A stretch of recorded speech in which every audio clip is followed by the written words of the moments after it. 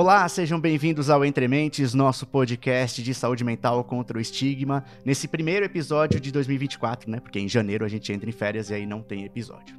Eu sou o Luiz Fujita e a gente vai começar essa temporada com um assunto que pode causar identificação em muita gente, mas assim, talvez essa identificação seja à primeira vista, porque de fato, para ter esse transtorno do qual a gente vai falar, precisa muito mais do que assim, não gostar em algo na gente mesmo, né? O nosso transtorno de hoje é o transtorno dismórfico corporal. Como eu já dei a dica aí no início, a pessoa sente uma angústia excessiva por conta de algum aspecto da sua aparência física, né?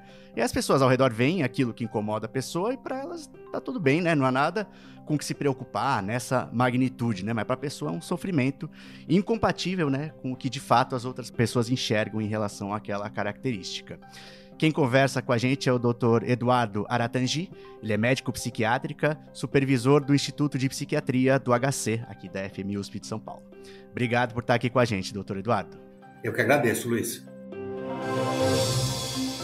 Eu dei um pequeno grande spoiler, né, lá na introdução, que é justamente a síntese desse transtorno, né? Uma descrição bem resumida do que é esse transtorno. Ainda assim, eu queria que o senhor respondesse essa mesma pergunta, né? Porque, obviamente, vai trazer muito mais do que o que eu falei.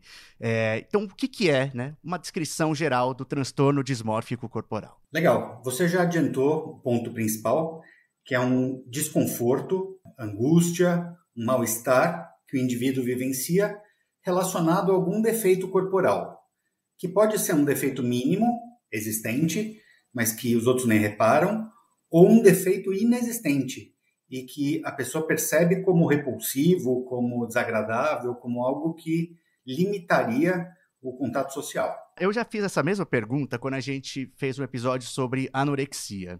E esses transtornos que envolvem a imagem, né, que a pessoa faz de si mesmo, sempre me surge essa dúvida, né?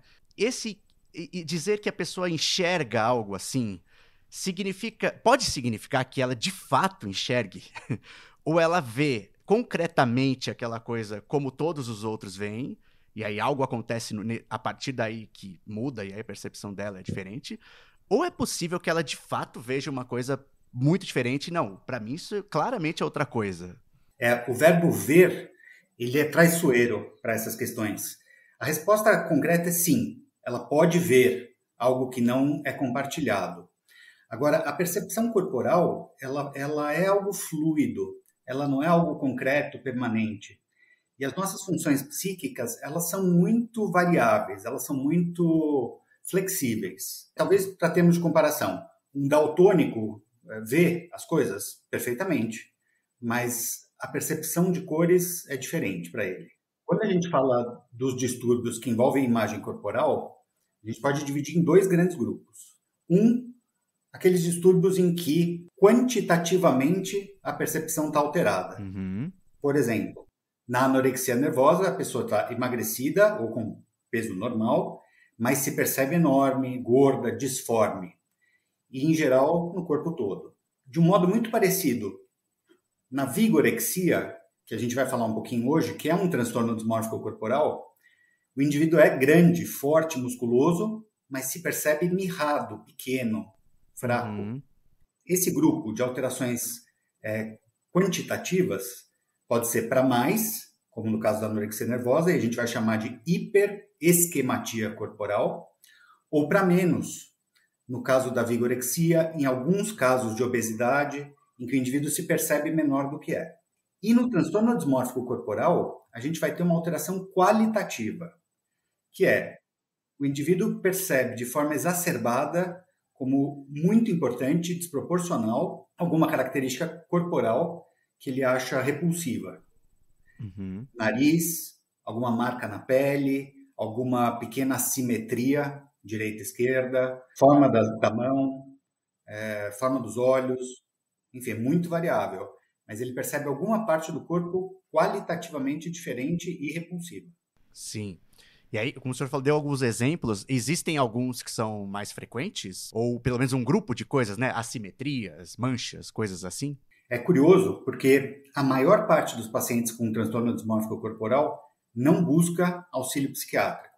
As duas especialidades que mais recebem esses pacientes são a cirurgia plástica e a dermatologia. Uhum. Que é pra consertar de fato alguma coisa. Ela cogita que assim, o problema já dei o problema aqui, né? Já tem o problema, causa enorme desconforto, e eventualmente esses pacientes vão entrar num ciclo de múltiplas intervenções, múltiplos procedimentos, até correndo o risco de ter lesões ou deformidades causadas por esses procedimentos. E aí, voltando àquela questão, doutor, que o senhor falou, né? A gente vai falar um pouco de vigorexia. É um tipo de transtorno dismórfico corporal, né? Então, o transtorno dismórfico é um grupo que tem outros dentro dele, é isso? Essa classificação ela é mais recente, né? Ela vem de 2013 para cá, embora o termo dismorfofobia já tenha sido descrito no fim do século XIX por um psiquiatra italiano. Na psicopatologia, né, no estudo do adoecimento mental, essas alterações aparecem em diversas situações. Então, a vivência do corpo, do eu, pode estar alterada em muitos quadros. Ansiedade, depressão, no toque, na esquizofrenia, em vários quadros neurológicos. Mas o termo transtorno dismórfico corporal ele só foi aceito, enquadrado nos sistemas diagnósticos a partir de 2013. Bom, dentro dele, o que a gente tem? As variantes que são ligadas a esses defeitos mínimos ou imaginários, como falei, nariz, pele, orelha, tamanho de algum órgão, assimetria, e essa variante que se aproxima em termos de funcionamento psíquico da anorexia. E aí a gente vai chamar transtorno dismórfico corporal, variedade muscular, ou transtorno dismórfico corporal com dismorfofobia muscular. E aí, doutor, como o senhor falou, né? Eu cheguei a esse assunto, na verdade, pesquisando algum tema para falar de transtornos alimentares, né? Mas o transtorno dismórfico corporal, ele não está propriamente só dentro desse grupo, né? Então eu queria saber qual é o vínculo, né, entre esses dois mundos, né? Porque eu imagino que nessa insatisfação com o próprio corpo seja muito presente a insatisfação que tem a ver com o peso, né? Mas o transtorno dismórfico, como a gente falou aqui, pode ter a ver com, sei lá, uma pinta, o nariz, né? Algo que não tem a ver com isso.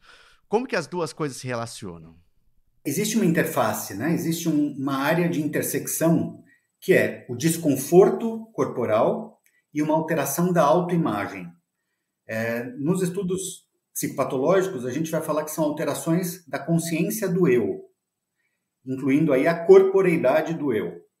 Então, tanto a anorexia, quanto a bulimia, quanto as dismorfofobias, né, o transtorno dismórfico corporal, vão ter como centro psicopatológico essas alterações da percepção corporal. Então, essa é a parte coincidente. O que varia?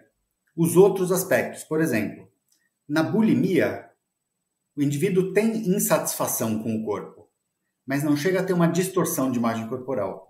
Em geral, o paciente com bulimia, ele gostaria de ficar mais magro, mas tem a percepção do corpo e do peso bem preservadas. Uhum. E faz um esforço para emagrecer, em geral tentando restringir a alimentação. Quando a fome aperta, acaba tendo episódios compulsivos, e aí, pelo medo de engordar, acaba usando de métodos compensatórios, né? Vômito, atividade física, medicações. Na anorexia, a situação é um pouco mais grave. O indivíduo tem a distorção de imagem corporal, então, de fato, se percebe maior do que é, e isso é mensurável por vários testes.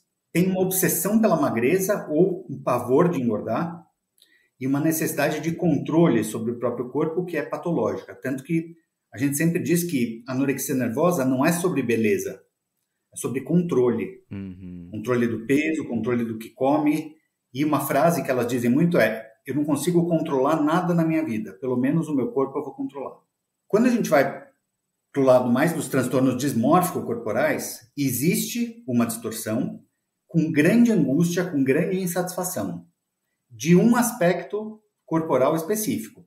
Pode ser uma pinta que a pessoa ache completamente aversivo, repulsivo para os outros. Pode ser a orelha discretamente de abano. Pode ser o cabelo. O nariz. Nariz é muito frequente, né? A pessoa vai se utilizando de artifícios para tentar esconder esse defeito. Uhum. Então, roupa, boné, maquiagem, óculos, coisas para disfarçar. Não existe uma alteração ligada a comportamento alimentar nos transtornos dismórficos. Então, o que existe é a vivência de um defeito corporal repulsivo e um comportamento para tentar lidar com ele de alguma forma.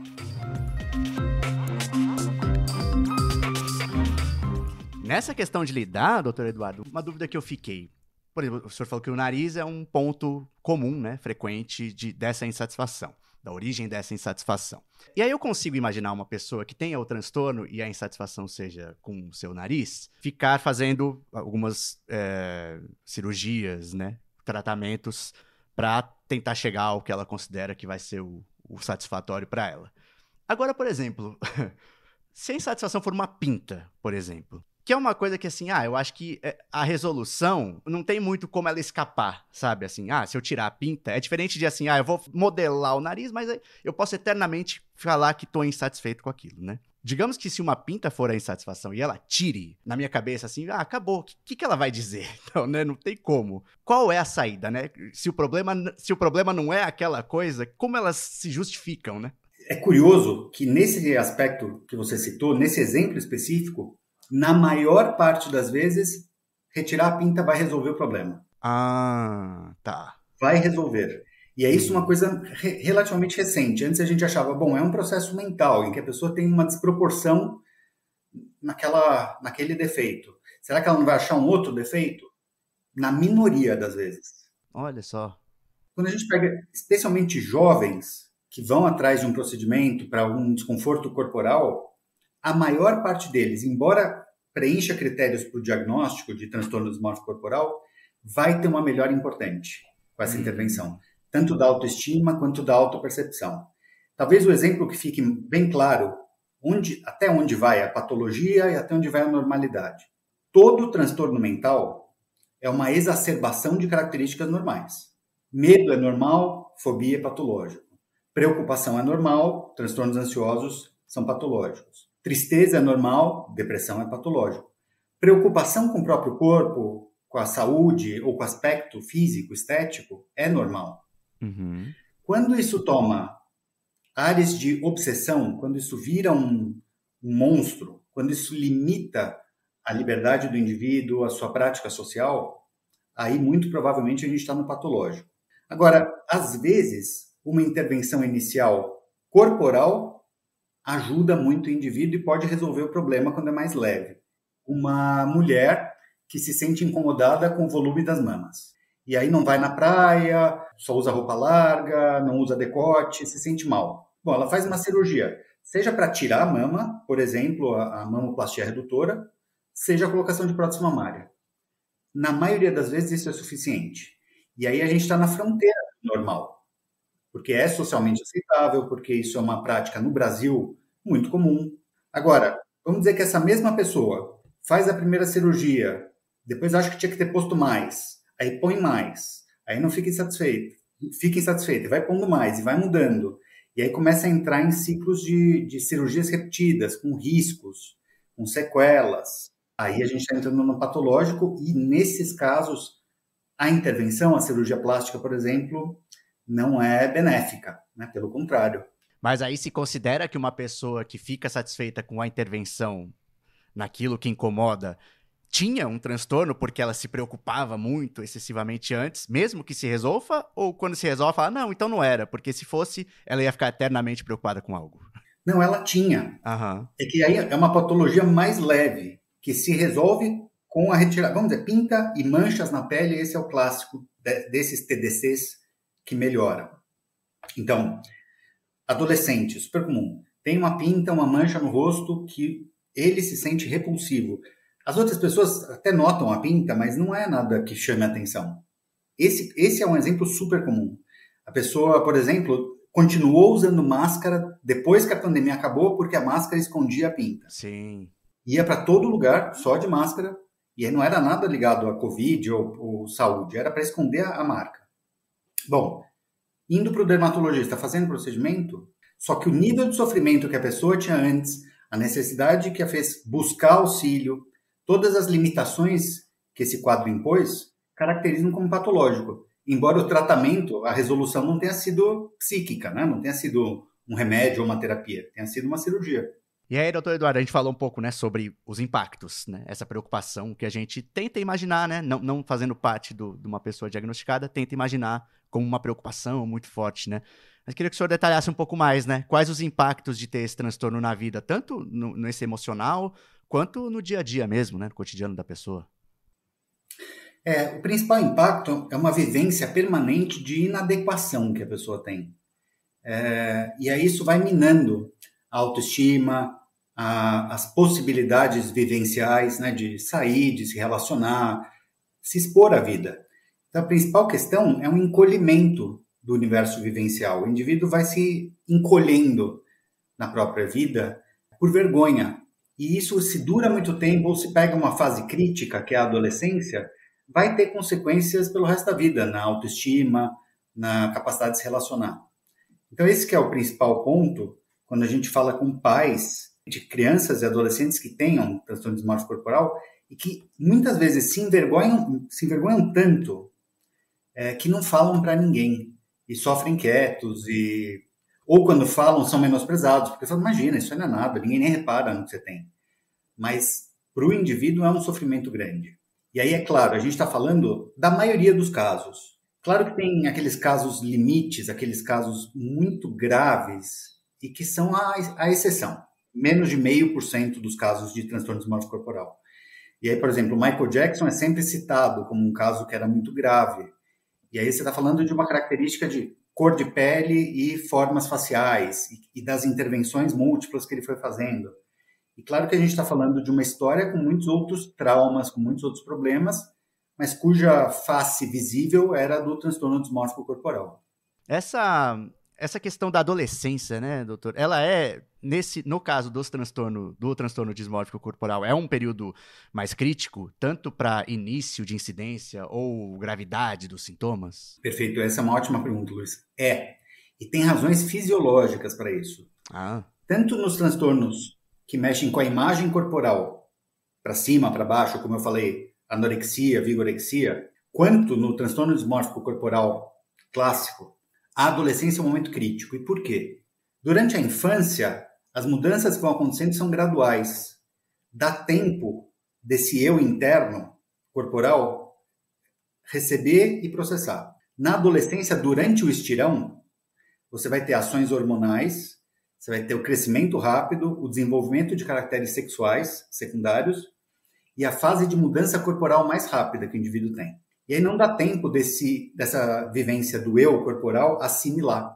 E esse é o momento em que fica mais discrepante a realidade externa corporal com a vivência psíquica interna. Então esse é o momento mais vulnerável, sim, para o aparecimento desses quadros. Nessa mesma fase, doutor, tem alguma, ou pelo menos sabe-se algo sobre o impacto das questões mais de sociedade, culturais, né, também são muito uma cobrança, né, pela beleza, pela estética nessa fase. Existe um peso disso? Sabe-se algo sobre essa questão? Não tem dúvida. O que eu vou falar agora é especulativo. Sim. Mas essa geração agora, de adolescentes atuais, passou o fim da infância na pandemia, em reclusão, com a principal fonte de contato com o mundo sendo redes sociais. Então, redes sociais com filtros de imagem, redes sociais que só divulgam aquilo que o indivíduo quer para parecer feliz, para parecer bem, para parecer bonito. Isso possivelmente cria uma expectativa de beleza, de perfeição irreal. Então, existe essa comparação. Agora, o adolescente, ele é vulnerável mesmo antes de ter redes sociais, isso é histórico para esses quadros. E não só para transtornos de imagem corporal, para outras questões também. As questões ligadas a traumas e abusos, as questões ligadas à ansiedade social, as questões ligadas à sexualidade conflitante, né? Muita coisa acontece nessa fase, é uma fase difícil da vida. E aí, antes de falar sobre tratamento, doutor, como é que essas pessoas chegam a um diagnóstico, né? Todos esses que afetam de alguma forma a autocrítica, né? Eu imagino que seja difícil isso acontecer. Em geral, quando acontece, qual foi o caminho? Essa é uma ótima pergunta também, Luiz, porque o transtorno dismórfico corporal é um quadro no qual a gente tem certeza que existe subnotificação. Isso é certeza. Por quê? porque é um quadro que a gente chama de ego sintônico. O indivíduo ele não acha que ele está doente da percepção corporal. Ele acha que ele está doente, mas da marca, da imperfeição física, do traço repulsivo que ele tem. Então, quando ele vai buscar ajuda para isso. E aí, como eu disse, a maioria desses pacientes começa o tratamento no dermatologista ou no cirurgião plástico. Boa parte deles vai melhorar com a intervenção, mas aí nem todos. E aí, boa parte desses pacientes chega no consultório por duas vias. Ou encaminhado pelo colega cirurgião que fala, ó, esse paciente está vindo aqui pela quarta vez, não é mais para fazer cirurgia, mas ele insiste. Eu quero uma avaliação psiquiátrica. Ou trazido pela família. E aí é mais para os adolescentes ou adultos jovens que a família traz e fala, olha, fulano ou a fulana está obcecada por esse aspecto, mas só ela percebe, só ele percebe, e ele não faz mais nada da vida, ele não vai mais para a faculdade, ele não sai com amigos, e aí é a família que traz. É raro vir o paciente sozinho. Só quando fica muito grave, deprime, daí tem ideação suicida ou sintomas depressivos, mas sozinho é raro vir. Nesse primeiro caminho aí que o senhor citou, doutor, do cirurgião, né? Isso me lembra um pouco... Eu não sei o quanto a gente é afetado por aqueles realities dos Estados Unidos, né? Então dá a impressão que lá o jogo é mais selvagem, assim, nas medicinas da vida, né? Encontrar, assim, um cirurgião que não vai dar esse encaminhamento, ele vai fazer eternamente o que a pessoa pedir. Como que é no Brasil, assim, até pra gente falar um pouco desse lado, né, da classe? Estamos um pouco mais seguros, né? Uma hora a gente vai poder ter uma avaliação de que um cirurgião pode ter essa iluminação e falar, não, olha, aqui eu vou cuidar da sua saúde e encaminhar para outra coisa. Como estamos, assim? Eu também tenho um pouco de receio, porque às vezes a gente parece um pouco vulnerável a essas coisas dos Estados Unidos, sabe? Meu Deus, de repente a coisa tá ficando igual lá. Como que é hoje em dia? Os bons cirurgiões, né, com uma boa formação técnica, têm na sua formação algo sobre o transtorno dismórfico corporal e vivências importantes na residência, em especial, que passam por isso. Então, a maioria dos cirurgiões bem formados não preocupa. Tanto que a própria Sociedade Brasileira de Cirurgia Plástica tem aulas sobre isso, tem fóruns sobre isso, e a interface psiquiatria-cirurgia. É bem legal. Agora, precisa lembrar que é um mercado também. E aí, embora esteja sujeito a um código de ética, um código de conduta, é um mercado. Então, você vai ter problemas, e aí, da área técnica, da área humana, mas especialmente ética. Porque o correto seria, vamos dizer, o paciente passou por um cirurgião, operou, o que vai acontecer? Se ele for nesse mesmo cirurgião, frequentemente o cirurgião vai falar, eu não vou operar, não precisa, é um risco desnecessário. Mas aí essa pessoa vai em outro cirurgião, e que não sabe bem o histórico, e aí vai conseguir operar. Então, eu diria o seguinte, tem que pesquisar quem é o médico que vai operar, tem que ter uma boa formação, você está colocando sua vida nas mãos dele. Mas eu diria que a maioria dos cirurgiões tem um bom preparo, sim. Fechando esse bloco de diagnóstico, doutor, muito reside, então, em avaliar esse impacto emocional, né, e no dia a dia da pessoa.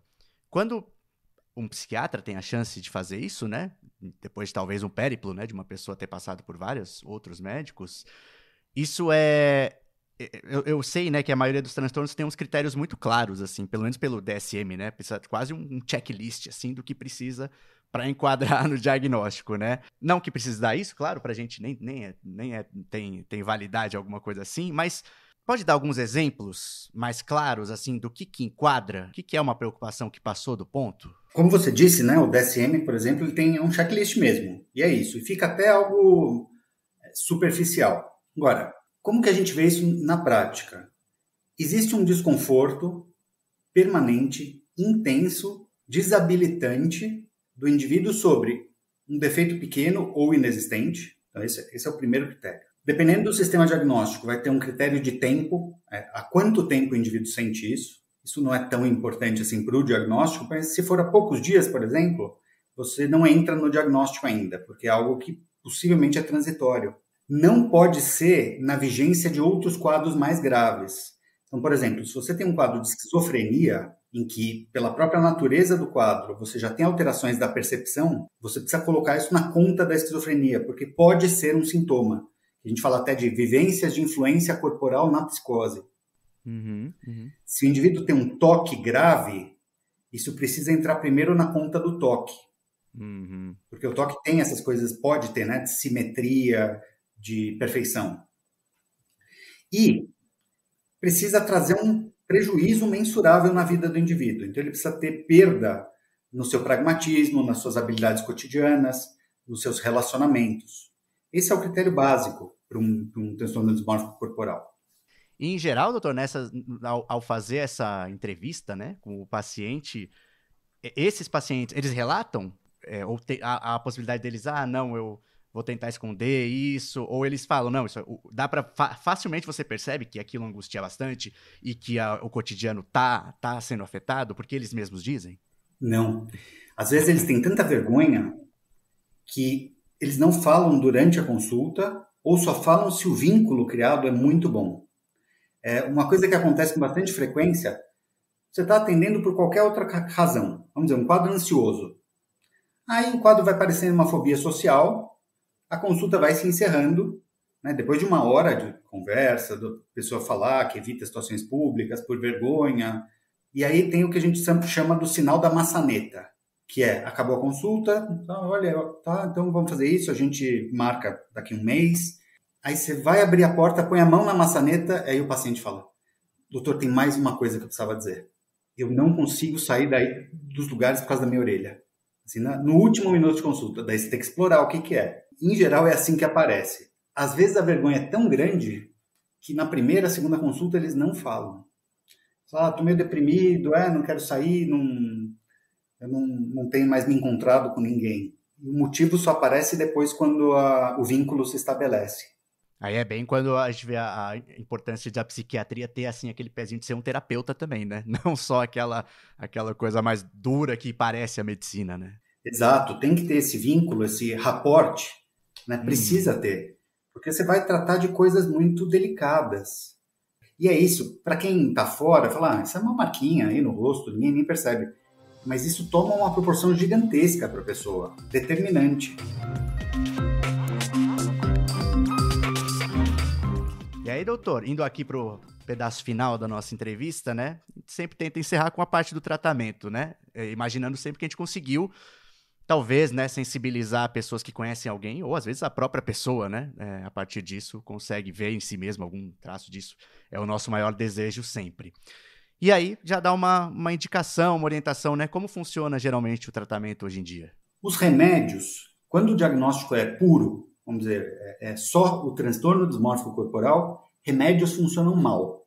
Já foram feitos estudos bem extensivos com antidepressivo e antipsicótico e funcionam mal, da mesma forma que funcionam mal para anorexia nervosa e para vigorexia. Quando que os remédios têm um papel realmente importante? Quando existe uma comorbidade.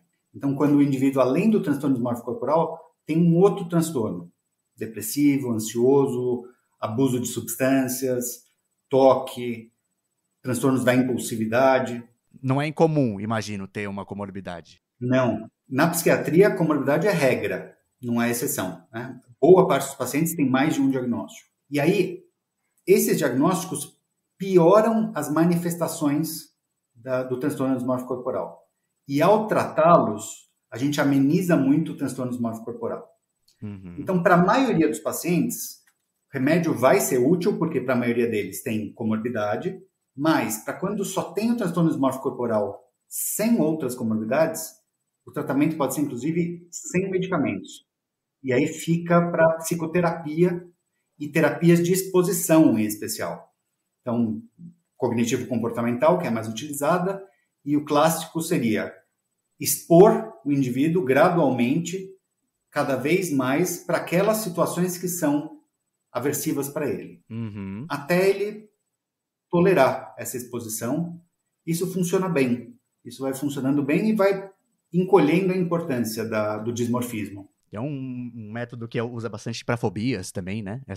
O da exposição, né? Exato. E para finalizar, né, a nossa entrevista, eu sei que já sai um pouco da sua área, porque aí é tratando dessa parte mais da terapia, né? Mas imagino que o senhor tenha contato com profissionais dessa área e como o tratamento segue um pouco, né, nessa seara. Só para não ficar uma ideia de que assim, pô, então a terapia vai ser para eu me conformar, né? Eu acho que pode ficar essa ideia, assim.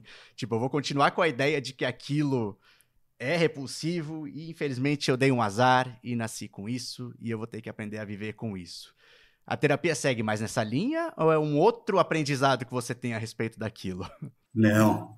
Eu acho que é bom usar metáforas, porque, por exemplo, o que a fisioterapia faz em alguém que tem uma dor crônica, ou uma fraqueza, ou uma instabilidade articular? Ela vai fortalecer a musculatura que vai sustentar aquela articulação e que vai diminuir a dor. Eu acho que, nesse sentido, a psicoterapia é muito parecida no transtorno dismórfico corporal.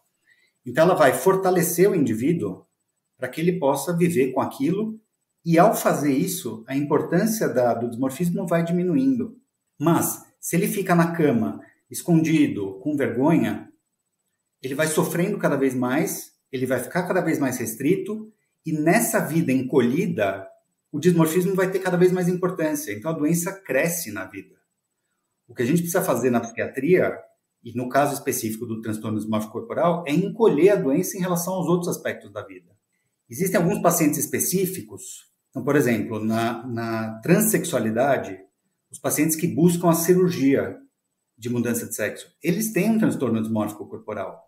Uhum. Claro que nesse caso específico está ligado à identificação sexual dele ou dela, só que esse trabalho também tem que ser feito. E existe uma possibilidade da modificação corporal para que o indivíduo se sinta melhor no seu próprio corpo. Eu queria lembrar, assim, para terminar, que todos nós temos um dismorfismo corporal em algum momento da vida, inevitavelmente. A questão é, isso não pode se tornar patológico, isso não pode reger a sua vida, isso não pode ser o maior determinante do que você pensa e faz num dia, porque senão a vida fica muito limitada. Eu vi em alguns lugares, doutor, mas aí mais em associações dos Estados Unidos, alguma coisa até em horas, sabe? Bem cravado, assim, pensa em, sei lá, tantas horas por semana. Isso se usa ou é uma coisa mais particular ali dos Estados Unidos? Uma mensuração, sabe? Muito objetiva. Isso é bem típico da medicina americana, porque o DSM, né, que é o Sistema de Classificação e Diagnóstico da Associação Americana de Psiquiatria, foi criado originalmente para pesquisa, não para uso clínico. E aí, para incluir pacientes em pesquisa, você tinha que ter dados muito objetivos de o que é aquela doença e o quanto melhorou um sintoma. Por isso, eles fizeram da forma mais mensurável possível, né? Quantas horas por semana o indivíduo pensa naquilo. E aí testa, por exemplo, uma terapia ou uma medicação e vê qual o impacto na redução. Mas a gente é mais da psicopatologia tradicional, europeia, de origem europeia, né? E que vai ver a fonte de sofrimento, a fonte de perda de liberdade existencial do indivíduo. Legal. Doutor, o senhor já deu aí uma mensagem final, né? Mas eu ainda assim faço questão sempre de abrir o espaço claramente para ser uma mensagem final, né?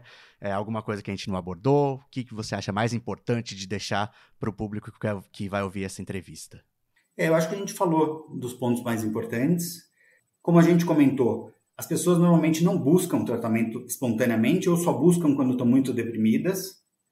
E aí vale a pena, principalmente para os pais, perceberem se seus filhos têm algum desconforto muito importante, com aparência, partes do corpo, pele. No caso das mulheres jovens, mamas e abdômen entram bastante. Para homens e mulheres, nariz, orelha. Para os dois também, cabelo. Às vezes é uma coisa obsessiva. E perguntar para os filhos se eles têm alguma grande insatisfação. E que, às vezes, essa conversa, só esse ponto, e do pai poder falar para o filho, olha, eu tinha isso também quando eu era criança, mas passou, isso melhorou, todo mundo tem alguma coisa disso em algum momento. O que não pode é isso, ficar duradouro, debilitante, trazer um sofrimento que não se esgota. Aí vale a pena buscar tratamento. Obrigado mais uma vez, doutor. Um abraço por ter aqui ajudado, né, todo mundo. Acho que foi muito esclarecedor. E quando a gente for tratar de assuntos relacionados ou outros de seu interesse, né, espero poder contar mais uma vez com sua presença aqui. Obrigado. Eu que agradeço, Luiz.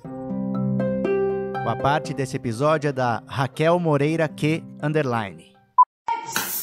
Tu lembra do que tu prometeu ano passado? Vambora! Já começou o ano novo! Vem que vem! Cadê a personalidade nova? Cadê os hábitos novos? Já pode começar, gatona! Ou vai esperar um carnaval? O ano só começa depois do carnaval. Não. Tu vai começar agora! Vambora! Cadê o sorrisão? Muito bem! Isso aí! Obrigado, pessoal, por terem ouvido mais esse episódio. A gente já faz episódio só uma vez por mês, aí tem esse mês de janeiro que a gente fica em férias, então o primeiro do ano fica com essa distância longa. E obrigado, então, para quem continua ouvindo a gente mesmo depois desse intervalão. Eu quero aqui fazer um agradecimento muito especial ao Paulo Borja, que vinha dirigindo o podcast, fazendo a produção, arrumava entrevistado, organizava post do Instagram, o calendário pra gente publicar. E agora ele, né, teve que mudar de rumo e não vai mais poder trabalhar aqui com a gente. Eu agradeço muito porque é um amigo meu, dos mais próximos, e ele fazia esse trabalho voluntariamente, sem receber nada, e me ajudou demais, porque dá bastante trabalho fazer esse podcast quando ele não é o meu trabalho, né, de fato, onde eu trabalho pra ganhar algum salário. Mas como ele é um amigo pessoal, ele vai continuar aí na minha vida, que é o que importa. Um beijo, Paulo. Obrigado por todo esse trabalho durante todo esse tempo. Obrigado por fazer parte aí e continuar estando na minha vida. Aliás, se algum ouvinte aí trabalha numa empresa que pode querer patrocinar o Entre Mentes ou patrocinar uma série, né, específica, com começo, meio e fim, a gente quer fazer uma série sobre depressão, mas pode ser sobre outro tema, manda mensagem pra gente, por favor. De repente tem alguém aí que trabalha, conhece alguém que pode ter esse interesse e ter a ver, né, divulgar uma marca. A gente faz aqui o nosso conteúdo, quem ouve, imagino que goste,